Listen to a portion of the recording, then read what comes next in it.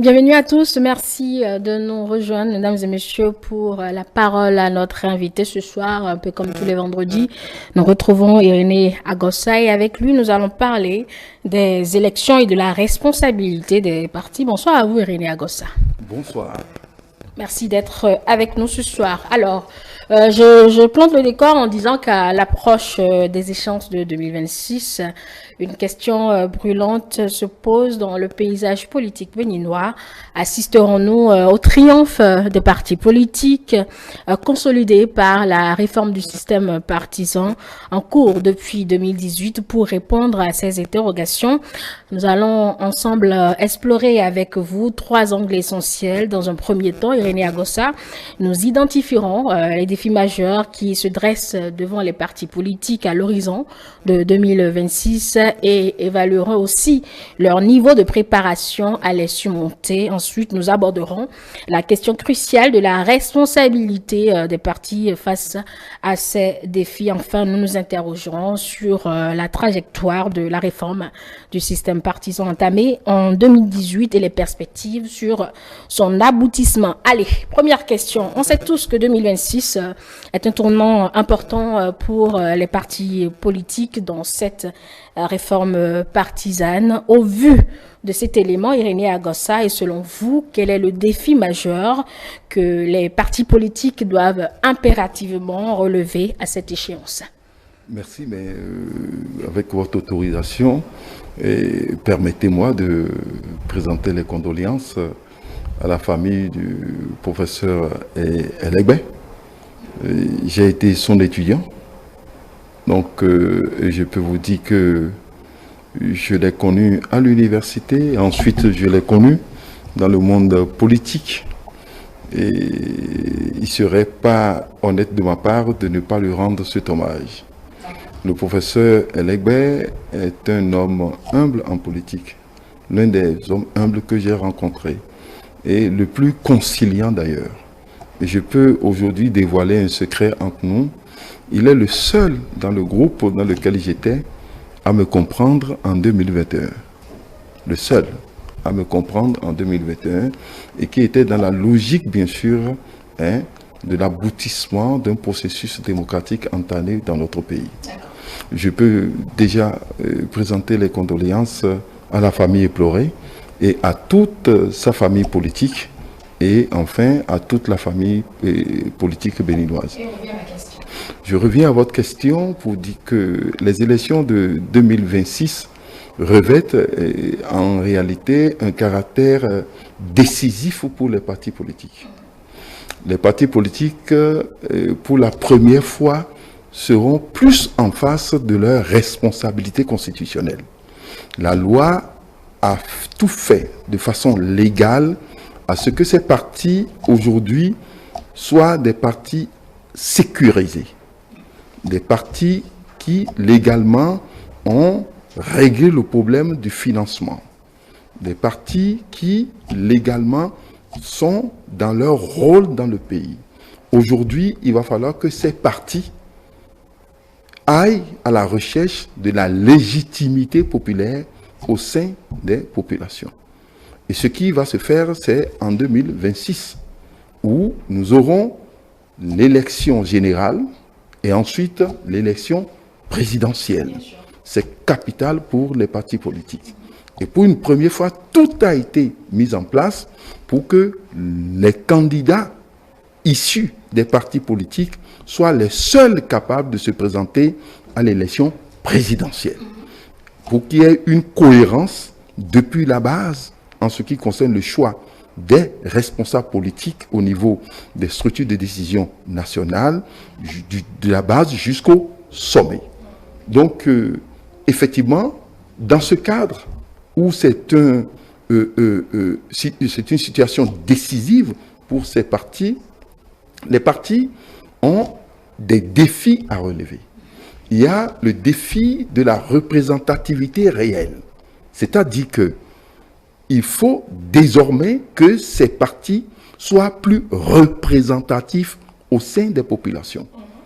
Donc, nous devons, en fait, comme nous sommes en train déjà de le faire, installer toutes nos structures dans tous les quartiers et tous les villages du Bénin.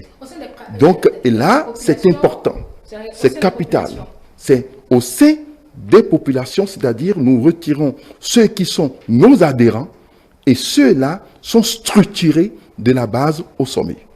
Cela nous permet d'être à l'écoute et de régler le problème de la légitimité du parti politique qui est au niveau du défi de la représentativité réelle. Il faut aussi le défi de la transparence et de la démocratie interne. C'est-à-dire que désormais, la gestion du parti revient en grande partie aux militants. Il ne s'agit plus de gérer seulement à partir du haut. Il s'agit de faire en sorte que la gestion quitte aussi le bas vers le sommet. Il ne faut pas qu'au niveau de ces partis, que nous continuions, comme certains sont en train de le faire, que tout soit cristallisé autour d'un homme. Autour d'un homme. Donc, cela, nous avons dit non au sein de notre parti en disant qu'il n'y a pas un parti de Djokbenou. Il y a UP le renouveau. Vous n'allez pas entendre partout parti de Djokbenou comme ça se disait entre-temps. C'est parti de UP le renouveau avec une vision claire, progressiste, basée sur ce que nous voulons faire en ce qui concerne la résolution des problèmes du pays. Je vous laisse aller sur le troisième défi avant de vous relancer. Pour vous dire aussi que là, c'est un problème sérieux au niveau de tous les partis. Tous les partis doivent se débarrasser de l'hyper-personnalisation et faire en sorte que nous soyons autour d'un idéal, et c'est cela qui serait présenté à travers un programme d'action aux populations face aux besoins manifestés par ces populations. Nous avons un autre défi, c'est le défi de la mobilisation électorale. Donc, il va falloir que tous les partis que nous sommes, s'engagent à ce que nous mobilisons l'électorat afin que nous n'ayons pas un taux d'abstention élevé. Donc, c'est cela qui certifie que désormais, les populations se sont engagées, ont une facilité de choix à travers les programmes qu'on leur a présentés. Enfin, il y a un défi qui concerne bien sûr les partis de l'opposition qui doivent pouvoir faire en sorte qu'il y ait une unité au sein de l'opposition afin de présenter une alternative crédible et éviter les extrêmes pour que nous ne soyons pas en face des populations avec des propos qui conduisent à la désunion et qui conduisent à la violence. Donc, éviter les extrêmes. Donc, si vous voyez, en gros, nous sommes en phase plutôt avec tout ce qui concerne ces défis à relever. Ah bon. Sur la démocratie à l'interne, ça c'est un élément qui intéresse plus d'un. Irénée Agossa, au sein des formations politiques, est-ce qu'on peut parler de démocratie alors qu'à quelques mois des élections présidentielles, on n'a toujours pas de candidat? Le même de la question, c'est que la démocratie pourrait, au sein des partis, pourrait aussi être initiée des primaires, mais on ne voit rien profiler à l'horizon. Est-ce que vous n'êtes pas resté un peu campé sur ce temps que votre leader charismatique vous a donné? J'entends tous les journalistes parler de primaires comme si c'est une exigence démocratique à tous les partis politiques. C'est un début non, de démocratie interne. Ce n'est pas un début de démocratie interne. Ce n'est pas une exigence à tous les partis politiques. On ne parle pas en termes d'exigence. Ce qui est clair, vous pouvez décider au sein d'un parti d'aller aux primaires. Ça peut se passer comme vous pouvez décider au sein d'un parti que les structures qui sont les vraies structures puissent en réalité être les responsables du choix des candidats à tous les niveaux. Il ne s'agit pas simplement de dire que aujourd'hui qu'il faut les primaires pour désigner le duo. Nous avons les candidats à désigner au sein des communes et au sein des circonscriptions électorales, c'est-à-dire choisir les conseillers communaux et les députés. Donc, c'est ça qui est important. L'indicateur ici qui est net, c'est que le président du parti n'en fait pas ne fait pas du parti sa propriété privée. Je vous l'ai dit au début, vous n'allez pas entendre partout dans Cotonou ou bien dans le Bénin qu'on dit que le parti de Djokbenou, C'est terminé, ça. Ce n'est pas... Entre autres. Très bien. Très bien. Or, le président Patrice Talon n'est pas le président de UP Le Renouveau. Le président Patrice Talon est le président de la République. Mais je vous explique pourquoi ça se passe comme ça. Parce que vous avez de l'autre côté de l'opposition un ancien président de la République qui se trouve à la tête d'un parti. Et là-bas, le système a été totalement installé et cristallisé autour de sa personne. Et ceux-là, par parallélisme de forme, se disent que une fois que le président Yayi Boni a son parti, puisque c'est ce qu'on dit, on dit de l'autre côté, les autres partis sont les partis du président Talon. C'est totalement aberrant. Et c'est totalement faux. C'est pour cette raison que je peux vous dire que si vous dites que UP Le Renouveau est le parti du président Talon, donc BR aussi est le parti du président Talon. Moël est le parti du président Talon. Mais ceux qui le disent, ils vont vous dire ensuite que FCBE est encore le président de Talon. Vous voyez l'anomalie? Donc, ils vont vous dire que FCBE est le parti du président Talon. Donc, eux, ils répartissent les partis en tenant compte de leur logique qui est une logique qui ne répond pas aux normes de la République. Donc, ils fixent déjà l'homme et c'est par rapport à l'homme qu'ils dégagent les partis. Donc, le parti qui est le parti de Yayi Boni a autour de lui ce que j'appelle les cons utiles, c'est-à-dire que ceux qui sont là, mais qui sont qui sont dans le système avec lui, et qui ne valent rien, puisque c'est eux-mêmes qui le disent, qui sont incapables d'avoir 10%. Donc, ceux-là sont autour du parti de Yayi Boni. Or, finissons pour que les gens, puisque c'est le nœud gordien. Ici, nous n'avons pas la même situation de l'autre côté.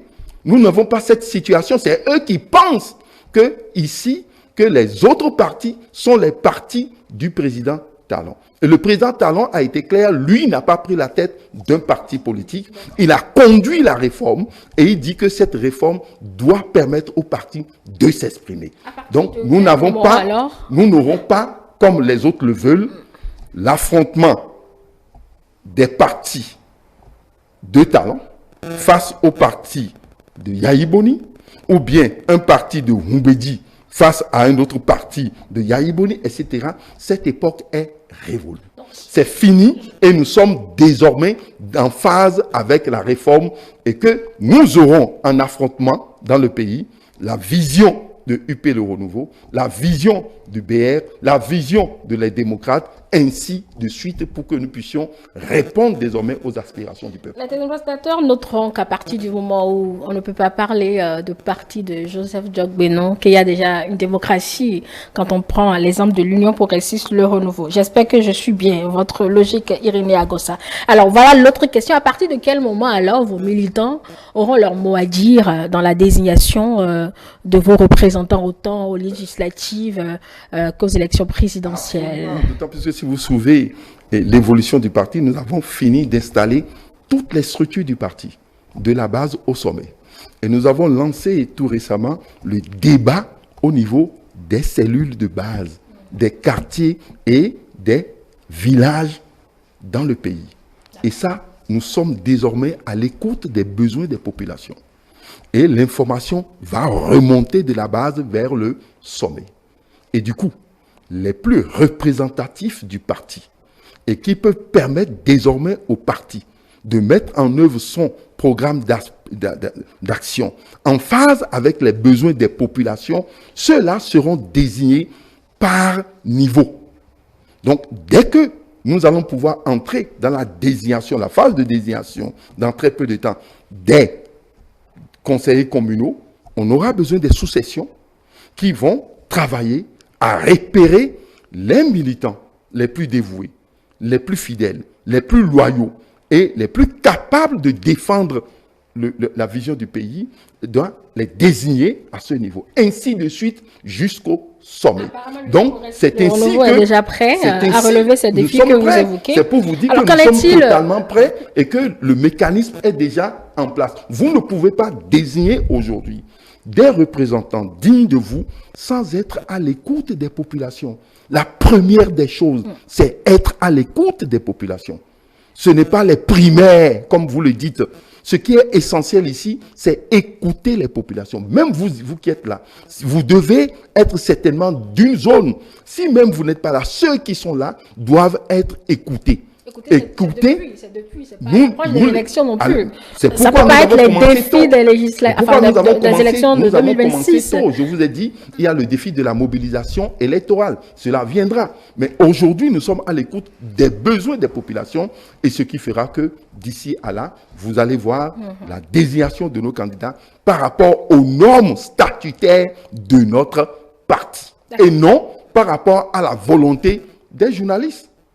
Les journalistes ne vous intimident pas. Les journalistes ne pèsent pas dans la balance. Parce que c'est l'information que vous leur produisez, qu'ils analysent. C'est l'information que vous produisez, qu'ils analysent. Votre repère, c'est les primaires. Non. Et quelle sera la responsabilité des formations politiques? Parce qu'on note que votre parti apparemment est déjà prêt. Vous avez énuméré 3 défis, au moins 4 pour ces échéances à venir. Au vu de ces défis que vous venez d'énumérer, quelle sera la responsabilité des formations politiques? La responsabilité des partis politiques ici est capitale. Il faut structurer la vie politique, c'est-à-dire former les cadres et pouvoir permettre à ce que ces cadres soient dans la ligne du parti. Il faut avoir un programme d'action digne du nom, et qui doit pouvoir régler les problèmes des populations. Donc, nous avons cette obligation, c'est une responsabilité. La responsabilité d'informer et de mobiliser les citoyens. Je vous l'ai dit tout à l'heure. Il faut lutter contre la désinformation. Il faut faire en sorte que les populations soient informées sur tout ce que vous voulez faire. Quand vous avez élaboré le programme et vous voulez maintenant que ça soit appliqué et qu'on choisisse, il faut l'expliquer. Les réformes, ce qui concerne chacun dedans, l'effort que chacun doit fournir, ce que nous devons faire pour améliorer les conditions de vie. Exemple, aujourd'hui, nous avons la question du pouvoir d'achat. Nous avons le défi à relever en ce qui concerne la sécurité dans le pays. Il faut pouvoir expliquer aux populations que l'urgence aujourd'hui, c'est le défi sécuritaire.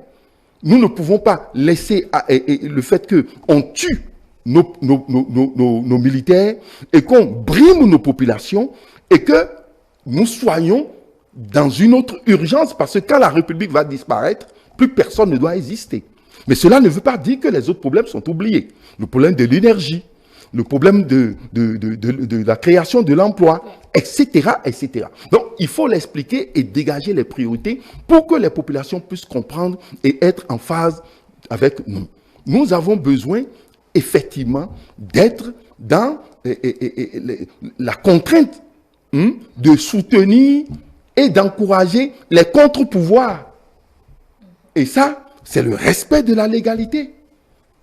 Les contre-pouvoirs ont leurs droits dans le pays. Donc ceux-là doivent exister tant au niveau des partis politiques qu'au niveau des institutions de la République. Chacun doit jouer son rôle. Enfin, nous avons la responsabilité de restaurer la confiance des citoyens. Donc les citoyens doivent avoir cette confiance totale aux partis politiques. Cette défaillance aujourd'hui qui s'exprime par le fait qu'on soit obligé d'aller au champ d'oiseaux avec le clergé pour se faire remarquer sur un programme politique, c'est une défaillance politique chez nous. Vous n'allez pas voir ça dans les pays que vous avez cités. Vous voyez le clergé aller jouer un rôle, ce rôle-là aux États-Unis. Vous l'avez vu jouer ce rôle en France parce que les partis politiques jouent leur rôle et ne sont pas défaillants. La preuve de notre défaillance aujourd'hui est que pour se faire remarquer, il faut que vous ayez au champ d'oiseaux avec un thème de clergé et que le clergé vous expose et vous évalue par rapport au problème. Ce n'est pas là, c'est une défaillance. Il faut désormais que nous soyons accrochés aux populations, les écouter et savoir ce qu'il faut leur faire. C'est là où il faut aller. Ne sont-ils pas aussi au sein de la population? Ce n'est pas la population. Ce qui se passe au champ d'oiseaux, ce n'est pas ce qui se passe à Zanyando chez moi. Ce n'est pas ce qui se passe à Ouenhi. Ce n'est pas ce qui se passe un peu partout. Non. Ça là, c'est un groupuscule qui manipule. Ce qui se passe réellement, c'est dans les villages, c'est partout sur le terrain. Il faut que les structures écoutent. Donc, nous devons restaurer cette confiance qui, aujourd'hui, manque. Et ce que nous sommes déjà, nous, en train de faire, en mettant en branle déjà toutes nos structures à la base, et nous sommes en train de collecter depuis maintenant les besoins des populations. Et je peux vous rassurer que le programme d'action est déjà en ligne. Et ce que nous devons faire a commencé par être mis en œuvre par le gouvernement là, en ce qui concerne les urgences. Et à moyen terme, vous allez voir comment ce programme serait déroulé au cours de la campagne pour permettre une mobilisation des citoyens. Donc, il faudra essentiellement écouter les citoyens de lieu le plus reculé possible. Ce sera la responsabilité des formations politiques pour cette élection à venir. Ne pas désinformer, lutter contre la désinformation. Je vais vous donner un exemple. Des jeunes étaient passés me voir pour poser des problèmes liés à eux. Mais vous savez que sur les réseaux sociaux, il y a des vidéos virales. Et ils m'ont parlé d'un chef de parti qui vient de parler, qui a parlé de notre président, et que quelqu'un était venu parler de notre président à lui, etc. Et que voilà, etc. Il ne faut pas cacher les noms. Il faut dire maintenant directement les choses. Mais ceux qui se retrouvent vont se retrouver dans ce que je dis. Et je dis, prenez les défis que nous voulons de citer. Prenez ces défis relevant d'un parti politique. Et prenez aujourd'hui les enjeux du pays. Et voyez si ce que dit ce chef de parti correspond à ou bien règle un de vos problèmes. Nous avons passé en revue les enjeux. Eux-mêmes, ils ont conclu que le chef de parti là ne dit rien de correct pouvant leur permettre de résoudre un problème. Alors, je leur ai dit, c'est simple. Il est là pour vous distraire. Et comme nous sommes dans une situation très sérieuse, et vous êtes, vous, des chômeurs, vous voulez trouver solution, il ne faut pas vous laisser à la distraction. Je suis d'accord que vous n'avez pas les moyens maintenant. Mais il faut pas vous laisser à la distraction. L'autre chose, il y a eu les matchs de football. Rapidement. Je vous dis rapidement, il y a eu les matchs de football. J'ai vu l'attraction qu'il y a eu entre le Bayern de Munich ou bien le Barça et le Real, le Paris Saint-Germain dans mon pays. J'ai dit aux jeunes là, qui suivaient la télévision chez moi, vous connaissez par cœur le nom des joueurs du Real de Madrid et du Barça. Donnez-moi le nom d'un joueur de Coton Sport du Bénin. Ils ne savent pas. Je dis de parler du requin des Atlantiques. Ils ne savent pas. Du dragon de Lemay. Ils ne savent pas. Je dis, mais comment vous ne savez pas et nous pourrons payer les jeunes comme vous qui ont du talent dans le football et qui s'expriment si vous ne partez pas au terrain et vous êtes accrochés, bien sûr, au Real et au Barça. Vous voyez comment vous créez le chômage chez nous. Les autres sont en train de se développer là-bas. Je ne vous interdis pas d'aller. Mais je veux aujourd'hui que vous soyez à un niveau où nous soyons tous engagés à aller au terrain ici, connaître nos joueurs, soutenir notre équipe, remplir les stades, avoir les moyens et permettre à ce qu'on paye ces joueurs. Et c'est ainsi que ce secteur va créer de l'emploi. Donc, je peux vous dire que nous avons des choses à faire. Ils m'ont demandé, mais quel pays le fait ici? J'ai dit, allez en Afrique du Sud. Voyez les stades quand le championnat se déroule. Allez en Égypte, allez en Tunisie, allez au Maroc et voyez le niveau de ceux-là dans le football. Si vous voulez que ça marche chez nous, nous sommes obligés de venir et de nous adapter à nos réalités et d'accepter ce que nous faisons ici. Cela exige aussi de nous d'être plus performants. Car le jeune qui suit le match là-bas, c'est le même jeune qui vient apprécier le football chez nous. Donc, il compare directement ce qui se passe à la télé à ce qu'il voit sur le terrain. Donc, nous avons parcouru cela pour dire que les partis politiques ont ce devoir d'informer, de former et d'orienter les jeunes vers les défis actuels et pour que ça marche. Un parti politique irresponsable ne pourra rien faire de bon dans le développement du pays. Allez, on n'a plus beaucoup de temps, mais je dois quand même vous poser cette dernière question. Tout cela participe donc à la mise en œuvre de la réforme du système partisan en cours depuis 2018. Pensez-vous que 2026 sera le carrefour de l'aboutissement de cette réforme? Et si oui, quels seront les indicateurs qui nous permettront d'évaluer justement l'avancement et les perspectives d'aboutissement de cette réforme? Nous avons un indicateur performant que nous pouvons vous dire rapidement. c'est que chaque parti, à son niveau, doit pouvoir avoir le niveau des bénévoles. À l'interne de chaque parti, chacun doit faire l'effort d'être au moins à 20% des bénévoles en son sein. En son sein, hein, ce que moi je fais déjà au niveau des démocrates. Je vous l'ai dit toujours ici, nous sommes autour aujourd'hui de 10%, donc nous devons avoir les bénévoles. C'est les bénévoles au lieu progressiste. Donc, nous devons faire ce travail. Chaque parti doit le faire. Et l'autre chose aujourd'hui qui nous permet d'être assurés, hein, c'est la crédibilité du processus électoral chez nous. Nous sommes le seul pays aujourd'hui où la date de déroulement des élections est déjà fixée. Vous pouvez savoir, vous calculez dans votre calendrier en 2031 à quelle date on va aller aux élections, les élections générales et l'élection présidentielle, c'est déjà connu. C'est un progrès énorme. Même la France n'est pas à ce niveau. Les pays qu'on compare, nous, Sénégal et autres, ne sont pas à ce niveau. Nous avons évolué. Nous avons une transparence claire au sein de la liste électorale. Ceux qui veulent aller auditer, on leur a donné les moyens. Aller auditer, c'est une preuve de transparence. Donc, cela permet de faciliter la compétition et instaure un climat pacifique. Donc, nous sommes en train déjà de le faire et le Bénin est en avance là. Donc, il y a un renforcement aujourd'hui de la confiance citoyenne. De tout ce qui se passe, il y a un renforcement de la confiance citoyenne. Donc, ce qui permet va permettre une participation massive et l'émergence des élus issus d'un processus démocratique sain et respecté.